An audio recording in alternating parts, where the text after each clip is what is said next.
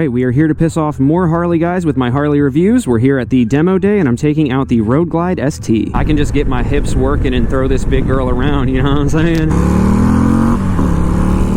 I would sell a kidney for it. I don't give a f. Perfect.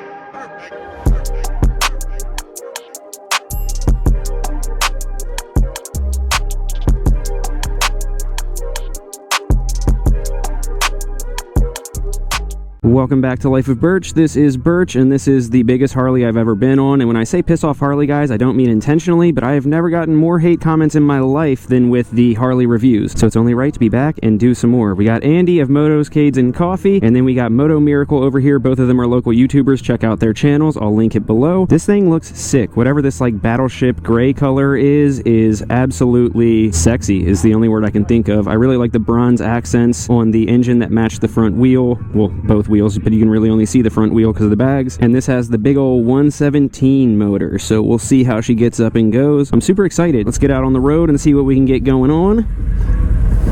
Ooh, for being as heavy as it is, it's quite easy to sit up, and I'm not exactly the strongest guy ever, so except. Am I stupid? Dude, how do I start this f***ing thing? There we go. Now we're doing it. I don't have all this. It's too high tech for me, dude. I know, that's why I like my sport bike. It's normal, simple. Yeah. All right, I'm already gonna get hate comments from the Harley guys for not knowing how to start it. Last time everyone was like, you didn't know it had a freaking key fob? And now I didn't know how to start it. So anyway, we're started up. We're good to go. Oh, cone. I just kicked a cone over. This thing weighs like over 800 pounds if I'm remembering correctly, and so far it feels lighter than I thought it would, honestly. It has the Harley rumble for sure, just shaking my giblets up, if you know what I mean. And we are off. Ooh, missed the floorboard there. This thing is massive, dude. Holy crap. Oh, look, it's 117. And this has a 117 motor. How ironic. Speaking of 117 motor, let's see how it pulls out of this parking lot, shall we? I gotta say, though, this clutch pull is pretty freaking heavy. I might be a baby, but I gotta let the clutch out. I can't find neutral, though. Okay.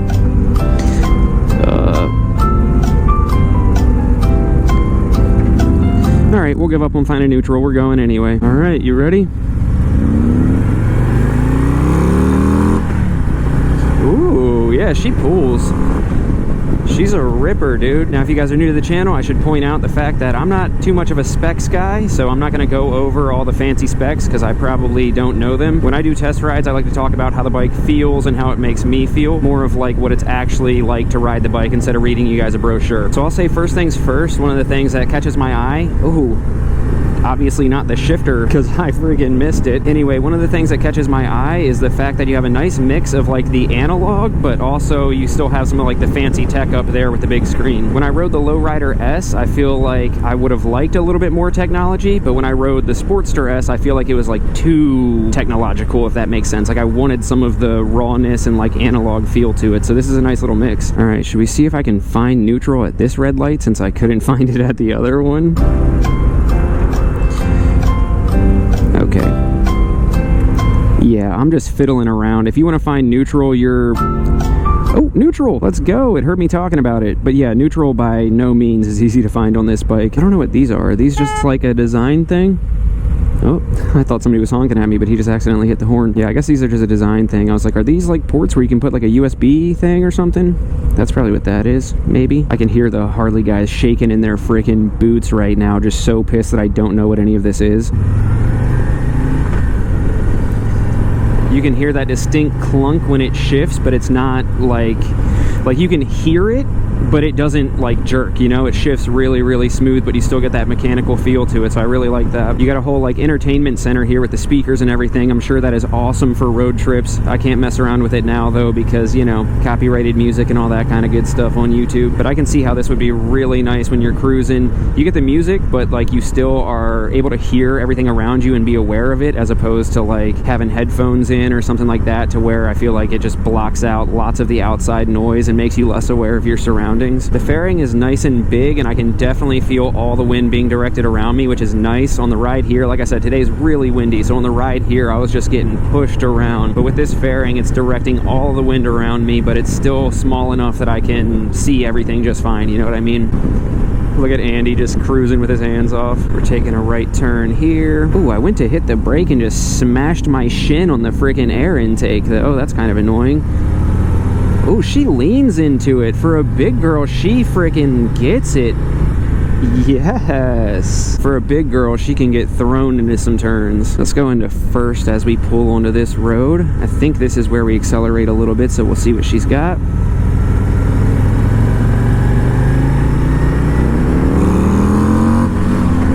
Red line. I always forget that these things don't rev out very far, so I always end up hitting the rev limiter when we pull out of there. This is the second time that I've went to hit the rear brake and my shin has hit the air intake, so that's a little bit annoying. I'm sure that you would get used to it eventually, but she's a nimble girl. Do you see how I'm just throwing this? Yeah, Andy, get it? And by no means am I a big guy. Dude, I keep missing the freaking shifter because it's like so far in and the floorboards are so far out, if that makes sense. But yeah, I'm not a big guy by any means. I'm like 5'10", 155 pounds, and I can just get my hips working and throw this big girl around, you know what I'm saying? What do you mean by that? So far, I gotta say, this is for sure my favorite Harley that I've ever ridden. Before, the Lowrider S took the cake, but I don't know, I feel like the Lowrider S is really awesome, but it's not like similar to my Rebel 1100, but it's similar enough that it wouldn't make sense to own both of them. Oh, are we going? Oh, we're stopping.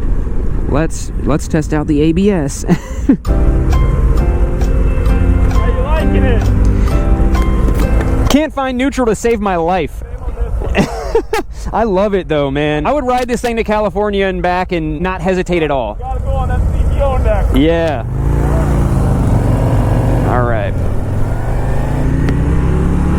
As I was telling Andy, I would not hesitate to ride this thing across the country and back. Kind of piggybacking off of what I was saying before we started chatting is exactly that. Like, the Lowrider S is a lot of fun, but it feels like more of a hooligan machine, kind of. Like, you could do road trips on it, but this is obviously more meant for it. So I could see myself reasonably owning this and the Rebel 1100 at the same time, because they both serve different purposes, whereas I feel like the Lowrider S, if I were to get that, I would want to get rid of the Rebel, you know what I mean? It wouldn't really make sense. This is just such a well-balanced machine. It's blowing my mind. Like, it's heavy enough that it's totally planted at speed, but I can still throw it around like it's nothing.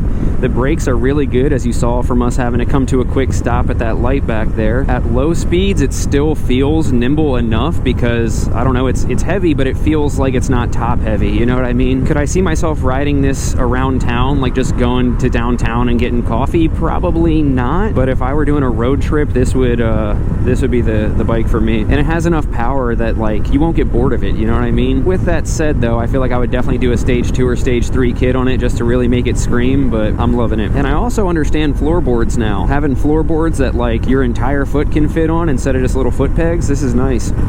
That bump did jar me a little bit. That was unexpected. It didn't bottom out or anything. I just feel like there was a lot of input through the bike as I hit that bump. I expected it to be more cushy. But then again, I guess if the suspension was any softer and cushier, then it would kind of take away from the nimbleness that it has.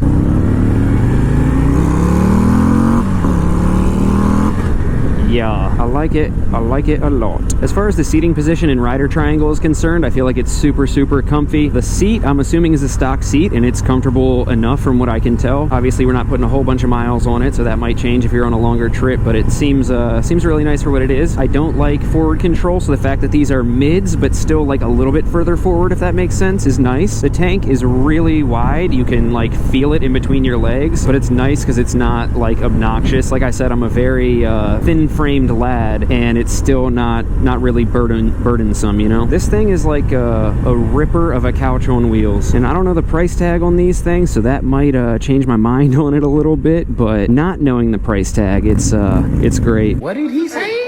How's the agility on it? The cheesiest, dumbest way I can think of to describe it is it looks like a whale but handles like a dolphin, you know what I mean? Totally.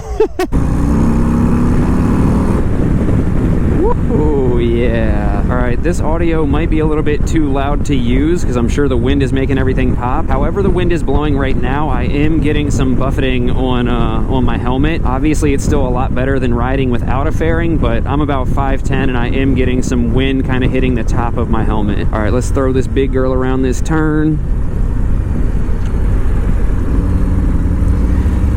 Oh yeah, I don't want to offend anybody, but I also don't care if I offend anybody. This bike feels like that fat girl from high school that everyone didn't expect to be able to run really well. You know what I mean? Like, she is built like a tank, but she's actually really athletic, and it shocks everyone. That's what this bike is. Hey, how are you? I should pick her up and take Shorty for a ride. And that, kids, is how I met your mother. I'm just kidding, Nina. I'm not. Yeah, she means nothing to me. All right, I think I'm letting it bog down a little bit too much. I'm used to having more of like a power band, like a longer rev range to work with. When I was just cruising in third, as we were slowing down, I could feel it kind of like jittering and not really bogging down, but like a little like lunky, if that makes sense. And it feels like I'm too high in the rev range right now, cruising at 3,000 when the red line is 5,500, but this is what feels the smoothest. And I forget if I mentioned it or not, but I can flat foot this bike easily. I got a 32-inch inseam. I can tippy toe it, and it's still light enough that it doesn't feel like anything's gonna happen. It's not gonna tip over. Let's give neutral a try again. And I'll just go screw myself. Come on, dude. Yeah, no, I'll just go screw myself. Neutral is impossible to find on this thing, which kind of sucks because the clutch pull is so heavy. You kind of want to put it in neutral at red lights when it's safe to, so that you give your forearm a break, but I guess I'll just start doing forearm workouts instead. So coming up is the final turn onto the last stretch as we come back to the dealer, and this is where we can normally really let them stretch their legs out and see what the bikes are made of. It's the turn where I accidentally power wheelied the Pan America. Oh my god! I doubt that I'll be power wheeling this, but who knows? Oh, come on, dude. Dude, riding this thing makes me feel like I'm in the King of the Baggers races, you know what I mean? Yeah, nothing bad to say about this other than neutral and one other thing that I mentioned that I don't even remember because I don't care. This is my favorite Harley I've ever ridden in my life. So, yeah, hit up that Patreon link below so you can donate a monthly amount and help me get one step closer to adding this to the garage. And the ride is done. I don't really have much else to say because I frickin' loved it. I'm just gonna end things off with saying this is the biggest and best Harley I've ever ridden. Somehow I put on my hazards. How did I do that? I have no idea. So I'll just leave that alone. Anyway, ignore the fact that the hazards are on. This is my favorite bike that I've ever ridden by Harley anyway. Thanks for watching. Like, comment, subscribe, and I'll catch you in the next one. Love you guys. Peace. Dude, that's my favorite Harley I've ever ridden in my life. That's the bike I want, like, because I have my sport glide. Dude. If I get first of all, it's expensive as shit, I don't have the money for it. I would sell a kidney for it. I don't give a f.